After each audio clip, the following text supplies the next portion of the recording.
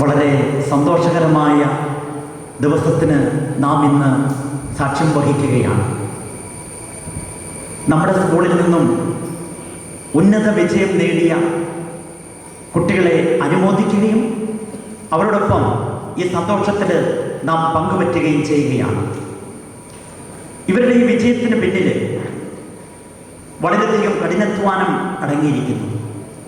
ഈ വിജയം ഇവരുടെ മാത്രം സ്വന്തമല്ല, അധ്യാപകരുടെയും മാതാപിതാക്കൾക്കും കൂടി അവകാശപ്പെട്ടതാണ് ഇവരുടെ വിജയം. ഉന്നത വിജയത്തിൽ എത്തിച്ചേരുവാനായിട്ട് ഇവരോടൊപ്പം നിരന്തരമായി അധ്വാനിച്ചവരാണ് നമ്മുടെ പ്രിയപ്പെട്ട അധ്യാപകർ, ഒപ്പം മാതാപിതാക്കൾ. ദൈവത്തിന് നന്ദി പറയുവാനായി ഈ അവസരം നമുക്ക് ഉപയോഗിക്കാം. ജീവിതത്തിൽ വിജയം വരിക്കണമെങ്കിൽ പരീക്ഷയിൽ മാത്രം പാസ്സായാൽ പോരാ. എങ്ങനെയാണ് ഒരുവൻ വിജയിക്കുക? പഠനത്തിൽ ഉന്നതമായ നിലവാരത്തിലെത്തി വിജയിക്കുവാനായിട്ട് സാധിക്കും. അതോടൊപ്പം തങ്ങൾക്ക് ലഭിച്ചിരിക്കുന്ന അറിവ് മറ്റുള്ളവരുമായി പങ്കുവെച്ചുകൊണ്ട് സമൂഹത്തിലിറങ്ങി പ്രവർത്തിക്കുവാനായിട്ടൊരു മനസ്സുണ്ടാകുമ്പോഴാണ് ജീവിതത്തിൽ വിജയിക്കുന്നത്. തേനീച്ചയെക്കുറിച്ച് കേട്ടിട്ടുണ്ട്. തേൻ കുടിക്കുവാനായി നമുക്ക് വളരെ ഉത്സാഹമാണ്. എങ്ങനെയാണ് തേനീച്ച തേൻ ഉണ്ടാക്കുന്നത്? തേനീച്ചയാണോ തേൻ ഉണ്ടാക്കുന്നത്? തേൻ ഉണ്ടാക്കുന്നത് പൂക്കളിൽ നിന്നും തേൻ നുകർന്നുകൊണ്ട് തൻ്റെ എൻസൈമും കൂടി ചേർത്തിട്ടാണ് തേനീച്ച തേന് അറകളിൽ സൂക്ഷിച്ചു വെക്കുക. ഇങ്ങനെ സൂക്ഷിച്ചു വെക്കുന്ന തേൻ കേടായി പോവുകയില്ല. നമ്മൾ തേൻ പൂക്കളിൽ നിന്നും ശേഖരിച്ച് സൂക്ഷിച്ചു വെക്കുകയാണെങ്കിൽ കേടായി പോകും. 1-2 ദിവസത്തിൽ കൂടുതൽ ഇരിക്കുകയില്ല. തേനീച്ച തേൻ ശേഖരിച്ച് പൂമ്പൊടിയും ഒക്കെയായി കൂട്ടിക്കലർത്തി എൻസൈമും ഒക്കെ കൂട്ടിക്കലർത്തി സൂക്ഷിച്ചു വെക്കുകയാണ്. അങ്ങനെ സൂക്ഷിച്ചു വെക്കുമ്പോഴാണ് മധുരമുള്ള തേന് നിലനിൽക്കുക. ഈ ലോകത്തില് കോടിക്കണക്കിന് പൂക്കളിൽ നിന്നും തേൻ താഴെ വീണ് ഭൂമിയിൽ പതിച്ചിട്ടുണ്ട്. ഭൂമിയിൽ തേൻ വീണിട്ടുണ്ടെങ്കിലും മണ്ണിനൊരിക്കലും തേനിൻ്റെ സ്വാദം ഉണ്ടാകുന്നില്ല. തേനീച്ച അത് പ്രത്യേക രീതിയിൽ സൂക്ഷിച്ചു വെക്കുമ്പോഴാണ് തേനായി മാറുക. ജീവിതത്തിൽ പല അറിവുകൾ നമ്മൾ നേടും.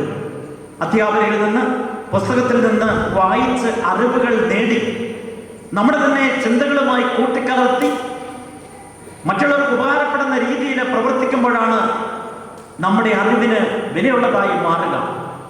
പരീക്ഷയിൽ ഉന്നതം മാർക്ക് വാങ്ങിച്ചതുകൊണ്ട് മാത്രമായില്ല, അവിടെ കൊണ്ട് നിർത്തേണ്ടത് ഒന്നല്ല. എന്നും പഠിക്കണം. പഠിച്ച് പല അനുഭവങ്ങളുമായി കൂട്ടി ഇണക്കി നമ്മുടെ ചിന്തകളും നല്ലതേതാണെന്ന് വിവേചിച്ചറിഞ്ഞ് സമൂഹത്തിന് ഉപകരിക്കുന്ന വിധത്തിൽ പ്രവർത്തിക്കുമ്പോഴാണ് ഒരുവൻ വിജയത്തിലെത്തുക. തൻ്റെ ചുറ്റുപാടുകളെയൊക്കെ മനസ്സിലാക്കി എങ്ങനെയാണ് പ്രവർത്തിക്കുക എന്ന് ചിന്തിച്ച് വിവേചിച്ചറിഞ്ഞ് സ്നേഹിച്ചു കഴിയുമ്പോൾ മാത്രമാണ് നല്ല രീതിയിലേക്ക് വളർന്നു വരുവാനായിട്ട് പറ്റുക. മുൻ DGP ബഹുമാനപ്പെട്ട അലക്സാണ്ടർ ജേക്കബ് IPS പറഞ്ഞു വയ്ക്കുന്ന ഒരു കാര്യമുണ്ട്. IPS ഉദ്യോഗമൊക്കെ അനേകർക്ക് നന്മ ചെയ്യുവാനായിട്ട് ഉപകരിക്കുന്ന ഒന്നാണ് എന്ന്. ഒരു ദിവസം തന്നെ 100-ൽ പരം ആൾക്കാർക്ക് നന്മ ചെയ്യുവാനായിട്ട് പറ്റുന്നു. അതാണ് ഈ ഉദ്യോഗത്തെ വലുതായി ഞാൻ കാണുക എന്ന് അദ്ദേഹത്തിൻ്റെ പ്രസംഗത്തിലുടനീളം പറഞ്ഞു വയ്ക്കുന്ന കാര്യവും അത് തന്നെയാണ്. ഇന്ന് നമ്മുടെ ബഹുമാനപ്പെട്ട MP ശ്രീ ഫ്രാൻസിസ് ജോർജ് ഇവിടെ വന്ന് സംസാരിക്കുകയുണ്ടായി. എത്രയോ തിരക്ക് പിടിച്ച ജീവിതമാണ് ഇപ്പോൾ. ഏത് സമയം ഓടി നടക്കുകയും വലിയവനായി തീരണമെങ്കിൽ നന്മ ചെയ്തുകൊണ്ട് മുന്നോട്ട് പോയെങ്കിലേ പറ്റുകയുള്ളൂ. തങ്ങൾക്ക് ലഭിച്ച അറിവിനോടൊപ്പം നന്മ പ്രവർത്തിക്കുമ്പോൾ അത് എല്ലാവർക്കും ഉപകാരപ്പെടും. പഠനത്തിൽ ഉന്നതമായി മാർക്ക് വാങ്ങിക്കുമ്പോഴും മറ്റുള്ളവരെ സഹായിക്കുവാനായിട്ടുള്ള ഒരു ചിന്തയാണ് ജീവിതത്തിൽ ഉണ്ടാകേണ്ടത്. അങ്ങനെ വരുമ്പോഴാണ് ജീവിതത്തിൽ വിജയിച്ചു എന്ന് പറയുവാനായിട്ട് പറ്റുക. മഴ പെയ്യുമ്പോൾ മഴത്തുള്ളികളെ താഴോട്ട് പതിക്കുന്നത് വളരെ മനോഹരമാണ്. വെട്ടിത്തിളങ്ങി മഴത്തുള്ളികളെ ഇങ്ങനെ താഴോട്ട് പതിക്കും. ആ മഴത്തുള്ളികൾ നമ്മൾ കയ്യിൽ ശേഖരിക്കുകയാണെങ്കിൽ നല്ല ഭംഗിയുള്ള വെള്ളം, ശുദ്ധജലം അത് കുടിക്കുവാനായിട്ട് പറ്റും. ഈ മഴത്തുള്ളികൾ അഴുക്കുചാലിലാണ് വീഴുന്നത് അതാരും കയ്യിൽ കോരുവാനായിട്ട് പറ്റുകയില്ല, കുടിക്കുവാനായിട്ട് പറ്റുകയില്ല, മലിനജലമായി മാറും. അതേസമയം ചുട്ടുപൊള്ളുന്നൊരു പ്രതലത്തിലേക്കാണ് മഴത്തുള്ളികൾ വീഴുന്നതെങ്കിൽ അത് ഷൂ എന്ന് പറഞ്ഞ ഒച്ച കേട്ട് ഇല്ലാതായിത്തീരും, ആവിയായി പോകും. നല്ല ചേമ്പലയിലോ താമരയിലോ മഴത്തുള്ളികൾ വീണാൽ പ്രകാശം പതിക്കുമ്പോൾ വെട്ടിത്തിളങ്ങുന്ന മുത്തുകളായി അത് മാറും, നല്ല ഭംഗിയായിരിക്കും. എവിടെയാണ് വീഴുന്നത്, എവിടെയാണ് ഈ മഴത്തുള്ളിയെ സ്വീകരിക്കുക എന്നതിനെ ആശ്രയിച്ചാണ് അതിൻ്റെ മാനഹാരിത ഇരിക്കുക. നമ്മുടെ അറിവുകൾ, നമ്മുടെ കഴിവുകൾ നമ്മൾ എവിടെ വിനിയോഗിക്കുന്നു, എവിടെ കൊണ്ടുചെന്ന് കൂട്ടിച്ചേർക്കുന്നു എന്നതിനെ ആശ്രയിച്ചാണ് ജീവിതത്തിൽ വിജയം വരിക്കുക. താമര ചെടിയിലാണ് വളരുക. നല്ല മനോഹരമായ പുഷ്പങ്ങളും വിലയും താമരയ്ക്കുണ്ട്. വളരെ മോശകരമായ ചെടിയിലാണ് നിൽക്കുന്നതെങ്കിലും അത് ചെടിയിൽ നിന്നും നല്ലത് മാത്രം സ്വീകരിച്ചുകൊണ്ട് വളരുകയാണ്. അതുപോലെ ലോകത്തിൽ പലതരത്തിലുള്ള തിന്മകളൊക്കെ കണ്ടേക്കാം. അവയിൽ നിന്നുമൊക്കെ നന്മ സ്വീകരിച്ചുകൊണ്ട് നല്ലത് കണ്ടെത്തിക്കൊണ്ട് മറ്റുള്ളവർക്ക് ഉപകാരപ്പെടുന്ന രീതിയിൽ പ്രകാശം പരത്തുമ്പോഴാണ് ജീവിതത്തിൽ വിജയിക്കുവാനായിട്ട് പറ്റുക. ഒന്നാമനായി തീരുവാനായിട്ടുള്ള ഒരു പരിശ്രമമല്ല ജീവിതത്തിൽ നടത്തേണ്ടത്. ഏറ്റവും കൂടുതൽ മെച്ചപ്പെട്ട രീതിയിൽ വളർന്നു വരിക എന്നതാണ് ഏറ്റവും പ്രധാനപ്പെട്ട കാര്യം. ക്ലാസ്സിലെ ഒന്നാമനാകുന്നതിനേക്കാൾ കൂടുതൽ ഉപരിയായിട്ട് എൻ്റെ കഴിവിൻ്റെ മാക്സിമം ഞാൻ പ്രയോഗിക്കുമ്പോൾ അതനുസരിച്ച് വിനിയോഗിച്ച് ജീവിതത്തിലേക്ക് മുന്നോട്ട് കൊണ്ടുപോകാനായിട്ട് പരിശ്രമിക്കുമ്പോഴാണ് നമ്മൾ വിജയിക്കുക. എന്നേക്കാൾ കൂടുതൽ ചിലർ മുന്നിൽ കണ്ടേക്കാം, എങ്കിലും എനിക്ക് ദൈവം തന്നിരിക്കുന്ന കഴിവനുസരിച്ച് അതിൻ്റെ പരമാവധി ഞാൻ ഉപയോഗിക്കുമ്പോൾ, പരമാവധി നാം ട്രൈ ചെയ്യുമ്പോഴാണ് വിജയത്തിലേക്ക് എത്തിച്ചേരുവാനായിട്ട് നമുക്ക് സാധിക്കുക. മാക്സിമം ട്രൈ ചെയ്യുക, അതാണ് ഏറ്റവും പ്രധാനപ്പെട്ട കാര്യം. ബൈബിളിൽ വിശുദ്ധ മത്തായിയുടെ സുവിശേഷം 25-ാമത്തെ അധ്യായം 14-ാമത്തെ വാക്യത്തിൽ 14-ാമത്തെ വാക്യത്തിലൊക്കെ പറഞ്ഞു വെക്കുകയാണ് താലന്തുകളുടെ ഉപമ. താലന്ത് എല്ലാവർക്കും ദൈവം തന്നിരിക്കുകയാണ്. 5 താലന്ത് ഒരുവന് കൊടുത്തു, അവനത് 10 വർദ്ധിപ്പിച്ചു.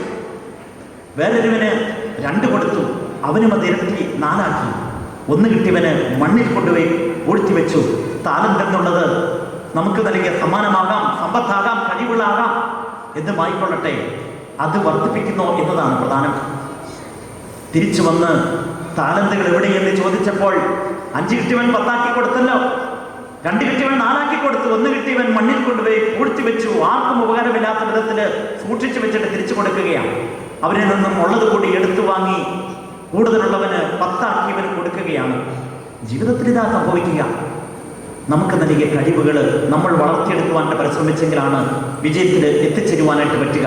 ഇവിടെ മംഗളാരം സ്കൂളിൽ പഠിച്ച് വളർന്ന് മുന്നോട്ട് പോകുമ്പോൾ പഠനത്തോടൊപ്പം പലതരത്തിലുള്ള കലാപരിപാടികളിലുമൊക്കെ കുട്ടികളെ പങ്കെടുപ്പിക്കുകയാണ്. എല്ലാവരെയും നല്ല കഴിവുള്ളവരാക്കി തീർക്കുവാനായിട്ട് കഠിനാധ്വാനം ചെയ്യുന്ന അധ്യാപകരാണ് നമുക്കുള്ളത്. നന്നായിട്ട് പ്രവർത്തിക്കുവാനായിട്ട്, പെരുമാറുവാനായിട്ട്, കലാപരമായ പരിപാടികളിൽ പങ്കെടുക്കുവാനായിട്ട് വേണ്ട പ്രോത്സാഹനമൊക്കെ നടത്തി കൊണ്ടുപോകുമ്പോൾ ഇവര് പഠനത്തോടൊപ്പം നല്ല വ്യക്തിത്വത്തിനുടമയായി തീരുകയാണ്. ആരുടെ മുമ്പിൽ 2 വാക്ക് സംസാരിക്കുവാനായിട്ട്, മറ്റുള്ളവരുടെ മുമ്പിൽ പരിപാടികൾ അവതരിപ്പിക്കുവാനായിട്ട്, ഷോർട്ട് ഫിലിമിലൊക്കെ അഭിനയിക്കുവാനായിട്ട് താല്പര്യമുള്ളവരായി മാറുവാനായിട്ട്, കഴിവുകൾ പ്രകടിപ്പിക്കുവാനായിട്ട് കഴിവുള്ളവരായിട്ട് മാറ്റുകയാണ്. അത് എല്ലാവരും കൂടി ഒത്തൊരുമിച്ച് പ്രവർത്തിക്കുമ്പോഴാണ് അങ്ങനെ സാധിക്കുക. പഠനം മാത്രമായില്ല, ഇന്ന് ഏറ്റവും അധികം വേണ്ടത് വിവേകവുമാണ്. വിവേചിച്ചറിഞ്ഞ് പ്രവർത്തിക്കുക എന്നുള്ളതാണ്. സമൂഹത്തിന് നന്മ ചെയ്യുവാനായിട്ട്, സമൂഹത്തിന് നല്ല വ്യക്തിത്വമുടമയായി തീരുവാനായിട്ട് പരിശ്രമിക്കുന്ന ഒരുപറ്റം കുട്ടികളാണ് നമുക്കുള്ളത്. 16 പേര് 10ാം ക്ലാസ്സിൽ ഉന്നത വിജയം നേടി മുന്നോട്ട് പോകുമ്പോൾ തീർച്ചയായിട്ടും ഇവരുടെ ജീവിതത്തിൽ വളരെ വിജയം തന്നെയായിരിക്കും. പരീക്ഷയിൽ മാത്രമല്ല വിജയിച്ചത്, ജീവിതത്തിലും വിജയിക്കുവാനായിട്ടുള്ള കഴിവുള്ളവരായി മാറിയാണ് ഇവർ പോവുക. എവിടെ ചെന്നാലും അവരുടെ തൻ്റെ വ്യക്തിത്വത്തെ പ്രകടിപ്പിച്ചുകൊണ്ട് നന്മ പ്രവർത്തിച്ചുകൊണ്ട് പോകുവാനായിട്ട് ഇടയാകട്ടെ എന്ന് ആശംസിക്കുകയാണ്. എല്ലാവർക്കും ഒരിക്കൽ കൂടി എല്ലാവിധ വിജയത്തിൻ്റെയും മംഗളങ്ങൾ നേർന്നുകൊണ്ട് നിർത്തുന്നു.